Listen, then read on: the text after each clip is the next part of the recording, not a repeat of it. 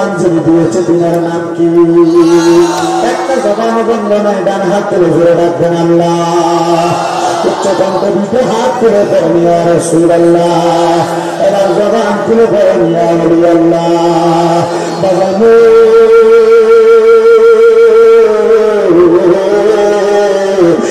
আমার কসবা জেলার ভাই বাবারা বন্ধুরা, কাদিরিয়া গাউসিয়া দরবারের আশিকিন জাকিরিনেরা, জবানের মালিক আমার আল্লাহ। আল্লাহর দেওয়া জবান দিয়া মুহাব্বতের আওয়াজে আমার আল্লাহ তাআলার কোরআন শরীফের তেলাওয়াত করেন আর করেন। কি শান হাবিবিহি ওয়া মাহবুবিহি ওয়া মা'শুকিহি মুখবিরান ওয়া إن الله وملائكته يصلون على النبي يا أيها الذين آمنوا صلوا عليه وسلموا تسليما اللهم صل على مولانا محمد وعلى آله مولانا محمد اللهم صل مولانا محمد وعلى آله سيدنا বেবে দেখো মনে মনে প্রেমনি করছ নবীর সনে হইলে থাকবার জাহাসরে মুহাম্মদ ইয়া রাসূলুল্লাহ আল্লাহুম্মা সাল্লি মাওলানা মুহাম্মদ ওয়া আলা আলি সাইয়্যিদানা। আমি আমার খুশবাস এলাকার জান্নাতের বাগান মাহফিলে আগন্তুক শ্রোতা মণ্ডলীর কাছে জানতে চাই, আপনারা কেউ একটা জবান বন্ধ রাখবেন না, জবানটা ছেড়ে দিয়ে বলেন, আমরা যে নবীর উপর দুরূদ আদায় করি আমাদের লাভ হয় না লস হয়? বন্ধুরে কেমন লাভ হয় আপনারা একটু মনোযোগ দিয়ে শ্রবণ করার চেষ্টা করবেন। আমার নবী কোন উম্মত, দুনিয়ার জমিনের মধ্যে যেই উম্মত আমি নবীর প্রতি যত বেশি দুরূদ শরীফ আদায় করবে, জান্নাতের মধ্যে ওই উম্মত আমি নবীর তত কাছাকাছি থাকবে। এই জন্য আমার বাবারা বন্ধুরা, নবীজিকে মরার পরে কবরের কাছে পাওয়ার জন্য আমরা মুহাম্মদের নবীর উপর দুরূদ আদায় করব। এই কথা বলে আমার নবী শেখ খান্ত হন নাই। আমার নবী কোন উম্মত, উম্মতের মধ্যে সবচাইতে বখিল হলো সেই ব্যক্তি যার সামনে আমি নবীর দুরূদ আদায় করা হয়, কিন্তু সেই ব্যক্তি তার জবানকে বোবার মতো করে রাখে। তার মতো বখিল দুনিয়াতে আর কোনো ব্যক্তি নাই। এই জন্য বাইরে বাবারা বন্ধুরা, আমরা বখিল না, আমরা নবীর উম্মত। মুহাব্বতের আওয়াজে নবীর দুরূদ পড়লাম, তার সম্মান বাড়বে, ইজ্জত বাড়বে। আমি যদি আপনাদের কাছে ছোট্ট একটা ঘটনা বলে আপনারা বুঝতে পারবেন। আল্লাহ তাআলার একজন খাস বান্দা যিনি দামেস্কে বসবাস করতেন, ওনার একজন সন্তানকে দামেস্কের বাদশা অন্যায়ভাবে ঘরের মধ্যে আক্রমণ করে আটকে রাখছে। উনি বলেন, আমি দুনিয়ার জমিনে সন্তানের টেনশনে পড়া আমি খাওয়া দাওয়া বন্ধ করে দিয়েছি, কিন্তু আমি যখন আমার সন্তানের মায়ের পেরে খাবার বন্ধ করে দিয়েছি, তখন আমি আল্লাহ তাআলার কাছে আমার নবীজির উপর দুরূদ শরীফ আদায় করে দোয়া করেছি, ও আল্লাহ, আপনার হাবিবে কি দিয়ে নবীর দুরূদের উসিলায় আমার সন্তানটাকে আপনি ছাড়ানোর ব্যবস্থা করে দেন। উনি বলেন, মুনাজাত শেষ করার আগে আমি শুনতে পাই না আমার ঘরের দরজার মধ্যে কেউ জানি সালাম দেয়, আসসালামু আলাইকুম ওয়া রাহমাতুল্লাহ। আমি সালামের জবাব দিয়ে দরজা খুলে দেখি আমার দুরূদ শরীফ পড়ে দোয়া করার বরকতে আল্লাহ তাআলা গায়েবী ভাবে আমার সন্তানকে আমার ঘরের দরজার সামনে হাজির করে দিয়েছে। একমাত্র দুরূদ শরীফের বরকতে। বলেন কিসের বরকতে? দুরূদ শরীফের বরকতে। আরেকটা ছোট্ট ঘটনা বলি, একটু শুনবেন মনোযোগ দিয়া। আমি চেষ্টা করি ওয়াকিয়ার মাধ্যমে মানুষকে সামান্য সামান্য করে বোঝানোর জন্য। আমার ভাগটা হবে রাত্রে, আমার ভাগ রাত্রে, কিন্তু আমি দেখছি সুপারির ডালা বাঁচতে বাঁচতে পরে নিচের গুড়ের হাতুড়িও থাকে না, যারা দাঁত নাই তারা লেগে নিয়ে যায়। আমার একটু বিশ্বাস আছে আপনারা যারা এখানে বসছেন, আমি ধারাবাহিকভাবে কয়টা কথা বললে আপনারা শুনবেন। আল্লাহর ওলি হযরত আবুল খায়ের রাহমাতুল্লাহ আলাইহি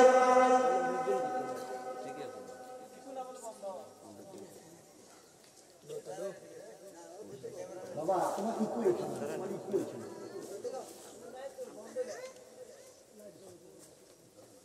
আবুল লাডা কই মেন লোক ওই আবাল আই আই আই ওই দিছে তালা ওই আবুল লে খারে আমি ইন্দুরে কইছিলাম আবুল লে আমার গতকাল রাতে পাইবা কিছু মাইক কি না। আল্লাহর ওলি হযরত আবুল খায়ের রাহমাতুল্লাহ আলাইহি উনি বলেন, ও জগতের মানুষ, আমি আবুল খায়ের রাহমাতুল্লাহ আলাইহি প্রত্যেকদিন নামাজ আদায় করতাম। নামাজ আদায় কইরা আমি আমার আল্লাহ তাআলার কাছে দোয়া করতাম, আল্লাহ আপনি আমার দুনিয়া এবং আখিরাত দুইটা জায়গা ভালো করে দেন। যদি আমার দুনিয়া এবং আখিরাত দুইটা জায়গা ভালো হয়ে যায় তাহলে আল্লাহ আমি দুনিয়াতেও শান্তি পাবো, আখিরাতেও শান্তি পাবো। হযরত আবুল খায়ের রাহমাতুল্লাহ আলাইহি বলেন, একদিন আমি আমার আল্লাহ তাআলার দরবারে যোহরের নামাজের আগে সূর্য ওঠার পর থেকে সূর্য ডুবার আগ পর্যন্ত একটা নামাজ আছে, নফল নামাজ, যেটাকে সালাতুল দুহার নামাজ অথবা চাষের নামাজ বলেন। আবুল খায়ের রাহমাতুল্লাহ আলাইহি বলেন, আমি দুহার নামাজ আদায় করতেছিলাম, চাষের নামাজ আদায় করতেছিলাম। এমন টাইমে আমি আল্লাহু আকবার বলে নিয়ত বান্দার সাথে সাথে হঠাৎ করে আমার পেছন থেকে আওয়াজ আসতেছে, দেখো আল্লাহর বান্দা নামাজ আদায় করে, তার নামাজ তো আল্লাহর কাছে কবুল হয় না। আমি এই কথা চিন্তা করে হঠাৎ করে যখন আমি আবার কানে আওয়াজ শুনতে পাইলাম, আমি আবার 2 রাকাত সালাতুল হাজতের নামাজ পড়লাম। সালাতুল হাজতের নামাজ, আমি সালাতুল হাজতের নামাজ পড়ে আল্লাহ তাআলার কাছে বলতে চাইলাম, আল্লাহ আমি সালাতুল হাজতের নামাজ পড়েছি, তবে আল্লাহ আজকে 2 মাস নাকি আমার নামাজ কবুল হয় না, আমি নামাজ পড়ি, আল্লাহ এত কষ্ট করে নামাজ পড়ি, আমার নামাজ যদি কবুল না হয় তাহলে আমি এত কষ্ট করে নামাজ পড়ে কি লাভ হবে? হযরত আবুল খায়ের রাহমাতুল্লাহ আলাইহি বলেন, ও জগতের মানুষ, ও দুনিয়ার মানুষ, তোমরা শুনো রে, আমি যখন আল্লাহ তাআলার কাছে সালাতুল ইস্তিসকার নামাজ আর হাজতের নামাজ পড়ে কাঁদতেছিলাম, এমন টাইমে আমার আল্লাহ তাআলা জানায় দিল, আবুল খায়ের তুমি যে নামাজ আদায় করো জানো নি রে, তুমি যে মসজিদের মধ্যে ইমামতির দায়িত্ব পালন করো, এই ইমামতির দায়িত্ব পালন করতে যাইয়া তুমি বিভিন্ন ঘরের মধ্যে বিভিন্ন খাবার মুখে দাও, এর মধ্যে অনেক হারাম করে না, হারাম টাকা তোমার খাওয়ায়, আর হারাম টাকার সম্পদ তোমার পেটে যাওয়ার কারণে আল্লাহ তাআলা তোমার ইবাদত কবুল করে না। মনে রাখবেন বাবা, আপনি যদি সুদ খান, আপনি যদি ঘুষ খান, আপনি যদি পরের হক খান, অথবা এগুলা যারা খায় তারা ঘরে যদি আপনি খানা খান, তাহলে আপনার পেটের মধ্যে আর আপনার দেহের মধ্যে যে রক্ত তৈরি হবে, এই রক্ত দেহের মধ্যে চলবে, প্রচলন থাকবে, আর এই রক্ত দেহে থাকলে আপনার ইবাদত আল্লাহর কাছে কবুল হবে না। কারণ ইবাদত কবুল হওয়ার প্রধান শর্ত হলো হালাল খাবার খাওয়া, হারামকে পরিত্যাগ করা। এমন আমি কারণ করে কোনো খাবার খাই না, আমি আল্লাহ তাআলার ইবাদত করতে থাকি। যখন আমি কোনো মানুষের ঘরে খানা খাই না, আল্লাহ তাআলার ইবাদত করতে থাকি। আমার আল্লাহ তাআলা আমার ইবাদত কবুল করে কিনা আমি জানি না। আমার খানার বড় অভাব, আমার কাছে নিজের বলতে নামাজের একটা মুসল্লা ছাড়া আর কোনো কিছু নাই, যেটা আমরা যায় নামাজ বলি। উনি বলেন নামাজ পড়ার জন্য যে রুমাল আমি ব্যবহার করতাম, আমি দেখলাম যখন আমার কোনো খাবার নাই, হঠাৎ করে আসমান থেকে রহমতের বৃষ্টি পড়তেছে, আমি আমার নামাজের মুসল্লাটার মধ্যে রহমতের বৃষ্টিগুলা ধারণ করলাম। আমি এই বৃষ্টির পানি চাইপা আমি 7 দিন পর্যন্ত ইফতার করতাম আর সাহারি করতাম। আমি আমার খানা পানি খাইয়ে রোজা রাখতাম, পানি খাইয়ে ইফতার করতাম। এমন ভাবে আমার পুরোটা সময় কাটছে। কিন্তু যখন 7 দিন হয়ে গেছে, 7 দিনের মাথায় আমার পেটের মধ্যে বড় ক্ষুধা। আমি চিন্তা করতে লাগলাম এই ক্ষুধা নিয়ে বসে থাকলে হবে না। আমি জানি নবীদের উপর দুরূদ শরীফ আদায় করলে আল্লাহ তাআলা দোয়ার সাথে সাথে কবুল করে। আবুল খায়ের রাহমাতুল্লাহ আলাইহি বলেন, আমি দুরূদ শরীফ পড়তে লাগলাম। একবার দুইবার না, আমি বারবার দুরূদ শরীফ পড়তেছি। আমার শরীর ক্ষুধার যন্ত্রণায় এত ক্লান্ত, এত পরিশ্রান্ত, আমি কান্না করতেছি, হায় রে আমার পেটটার মধ্যে এত ক্ষুধা, আমি কেমনে ক্ষুধার যন্ত্রণা সহ্য করব। আবুল খায়ের রাহমাতুল্লাহ আলাইহি বলে, আমি দুরূদ শরীফ পড়তে পড়তে যখন ঘুমায় গেলাম, হঠাৎ করে ঘুমানোর সাথে সাথে আমি লক্ষ্য করে দেখলাম আমার ঘরের মধ্যে নূরানি আলো চকমক চকমক করে জ্বলতেছে। আমি এমন আলো দেখলাম, আমি ডাক দিলাম, কে গো আপনি, আপনারা কারা? হঠাৎ করে আমার সামনে বেলায়েতের সম্রাট হযরতে আলী কাররামাল্লাহু ওয়াজহু হাজির হয়ে গেছে। উনি আমারে ডাক দিয়া কয়, আমি হইলাম নবীজির প্রখ্যাত সাহাবী, আমার নাম হইল হযরতে আলী ইবনে আবু তালেব। আপনি কেন আমার ঘরের মধ্যে আগমন করলেন? উনি কয়, আমি একা আসি না, আমার সাথে নবীজির সাহাবী হযরত সিদ্দিক আকবর আসছে, আমার সাথে ওসমান বিন নুরাইন আসছে, আমার সাথে হযরত ওমর ফারুক রাদিয়াল্লাহু তাআলা আগমন করছে। এই জগতের মানুষের দাঁড়ান, শুনো শুনো, উনি বলতেছে, আমি আগমন করলাম। দেখো এবার আবু বকর, ওমর, ওসমানের পাশে একজন নুরানি সুরাতওয়ালা মানুষ দেখা যায়। চিনুনি, তারে চিনুনি, বলে তিনি হইল রাহমাতুল লিল আলামিন নবীজি। আবুল কার রাহমাতুল্লাহ আলাইহি বলেন, ও দয়ার নবী, মায়ের নবী, রাহমাতুল লিল আলামিন নবী গো, আপনি আমার এই ভাঙা ঘরের মধ্যে হাজির। নবীজি কারণটা কি আমারে বলবেন? রে আবুল কায়ের, তুমি যে ক্ষুধার জ্বালা সহ্য করতে না পাইরা আমি নবীর উপর দুরূদ আদায় করতে করতে ঘুমায়া গেছো। তুমি কি মনে করছো আমি নবীর কোন উম্মত, আমি নবীর কোন আশিক দুনিয়াতে কষ্ট করবে, আমি নবী সেটা সহ্য করব? আবুল খায়ের রাহমাতুল্লাহ আলাইহি বলেন, আমার নবী আমার সামনে এসে নবীর আফকান মুবারকের ভিতর থেকে নবী আমার একটা রুটি বের করলেন। নবী রুটিটা বের করে আমি আবুল খায়ের হাতে প্রদান করলেন।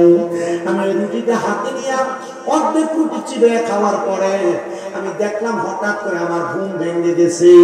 আমি স্বপ্নে দেখা হঠাৎ করে আমি আমার হাতে তাকিয়ে দেখলাম নবীজি ঘুমের ঘরে স্বপ্নে আমাকে হাতে যে একটা রুটি দিছে, আর বাকি অর্ধেক রুটি আমি খাইছি।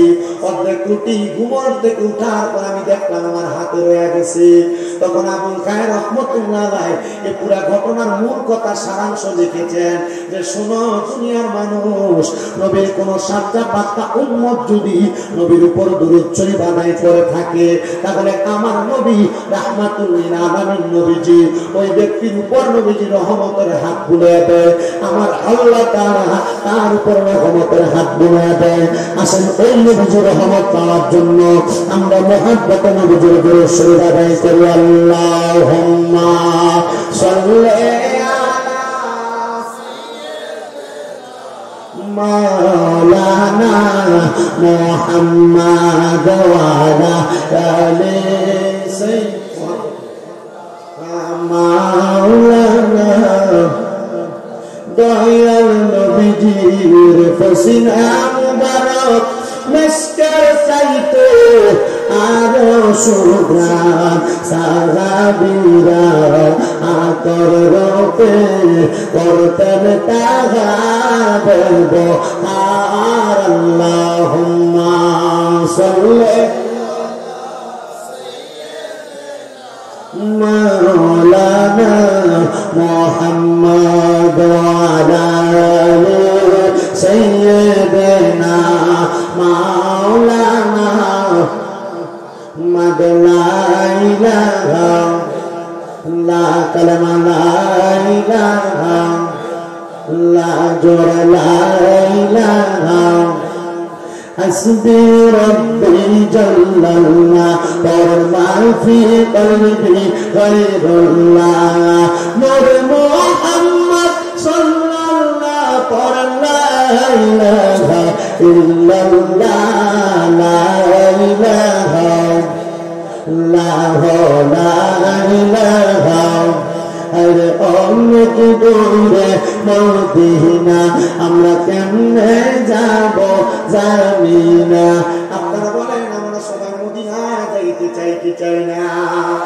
ওর গত বছর আসার পরে আমার মাথার মধ্যে লম্বা বাবরি চুল ছিল, মাত্র 3.5 মাস হয় আমি আমার নবীর রওজা মুবারক জিয়ারত করে আসছি রে বাবা। আমি আপনাদের জন্য খাস করে দোয়া করব আল্লাহ তাআলা যেন আপনাদেরকে মদিনা শরীফ একবার যাওয়ার নসিব জিয়ারত নসিব করে। কেন মদিনাতে যাবেন? এই তো খুশবাস কাদিয়া গাউসিয়া দরগা শরীফে আসছেন। আমি আপনাদের কাছে মদিনা শরীফ যাওয়ার একটু ছোট্ট ফজিলতের কথা বলি। আমি যেই দিন নবীর হাদিস পড়ছি, নবী বলছেন মান যারা কবরি ওয়াজাবাত লাহু শাফাআতি ইয়াউমাল কিয়ামা। নবী বলে উম্মত দুনিয়ার জমিনের মধ্যে যেই ব্যক্তি আমি নবীর রওজা জিয়ারত করে তার জন্য সুপারিশ করা আমি নবীর জন্য ওয়াজিব হয়ে যায়। রাহমাতুল লিল আলামিন নবীজির এই হাদিস যেদিন আমি পড়লাম আমি মনে মনে নিয়ত করলাম ইয়া রাসূলুল্লাহ আমি আমার মরণের আগে একবার হইল আপনার রওজা মুবারক জিয়ারত করতে আসব। কিন্তু আমি যেই দিন মদিনা শরীফের সামনে গেছি আমি সেই দিন নবীর রওজার সামনে দাঁড়ায় দাঁড়ায় বলছি ইয়া রাসূলুল্লাহ এত তাড়াতাড়ি যে আমার আল্লাহ তাআলা আমার দোয়া কবুল করবে আমি বুঝতে পারি নাই। ও মায়ের নবী আল্লাহ মহান, আল্লাহ বড় মহিয়ান গরিয়ান, আপনার রওজার সামনে দাঁড়ায় দাঁড়ায় আপনার সালাম দিতেছি গো নবী, আপনি আমার সালাম কবুল করেন গো নবী। আপনার রওজা মুবারক দেখার পরে আমার মনের মধ্যে একটা আশা জাগছে গো নবী। আপনি নবীর রওজা দেখতে এত সুন্দর, আপনি নবীর রওজা মুবারকের সোনালী জালি মুবারক দেখতে এত সুন্দর, না জানি আপনি নবীজি দেখতে কত সুন্দর। ও নবী ও এখন আপনার রওজার সামনে দাঁড়ায় দাঁড়ায় আরেকটা নিয়ত করতেছি, নবী আপনার রওজা মুবারক যেহেতু দেখে ফেলেছি আপনি নবী মরণের আগে আমার একবার দেখা দিয়েন গো নবীজি। আমি এই কথাটা শুধু বলি নাই, আমি 7 দিন পর্যন্ত 5 ওয়াক্ত নামাজের পরে আমার নবীর রওজার সামনে দাঁড়ায় দাঁড়ায় নবীজির সালাম দিছি।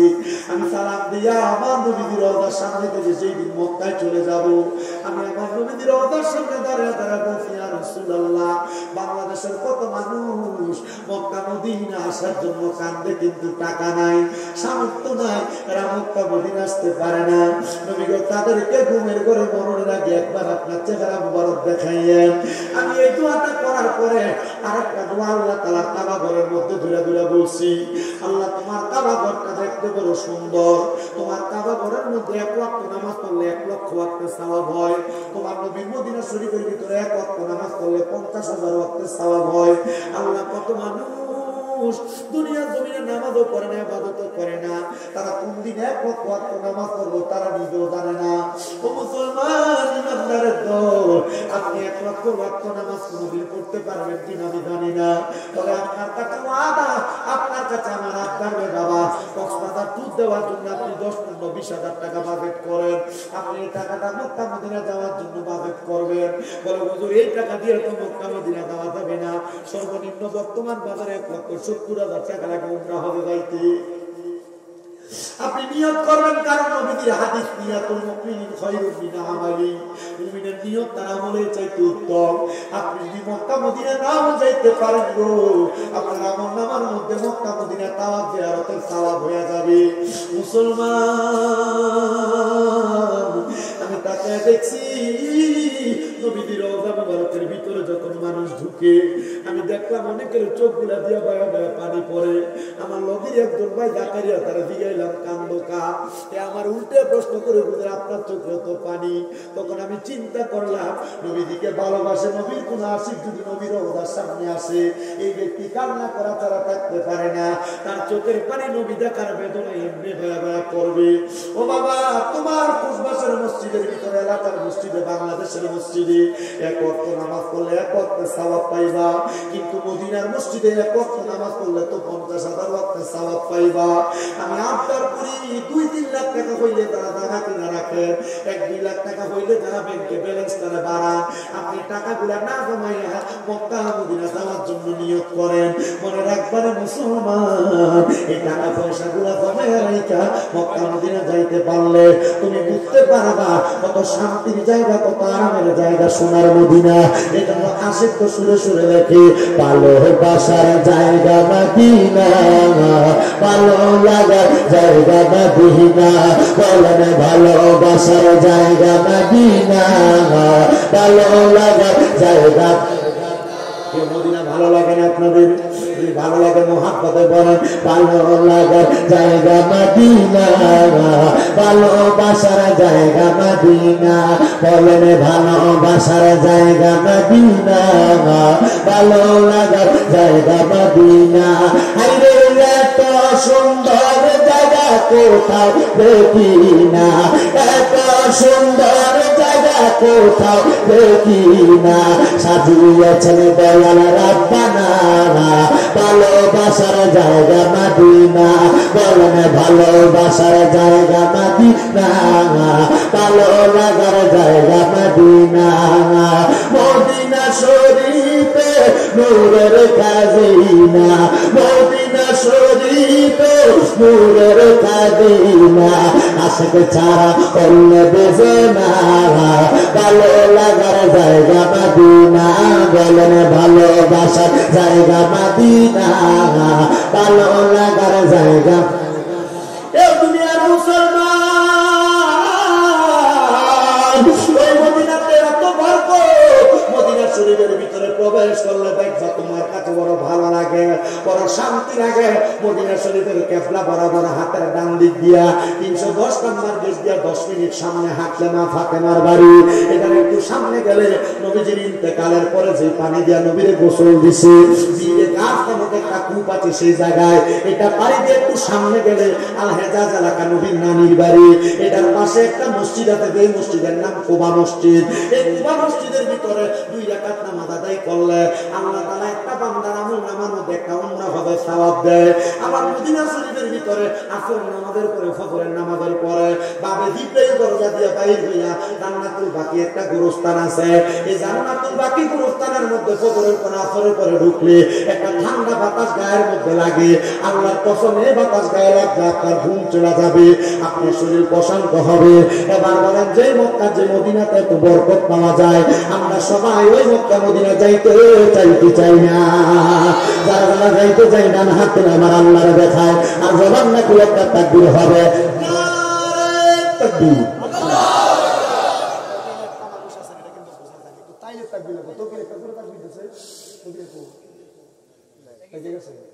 নারে তাকবীর, আল্লাহু আকবার, নারে রিসালাত, ইয়া রাসূলুল্লাহ, নারে গাউসিয়া, ইয়া রাসূলুল্লাহ, কাদরিয়া গাউসিয়া দরবার শরীফ, জিন্দাবাদ জিন্দাবাদ, এই দুরুস মুবারক, জিন্দাবাদ।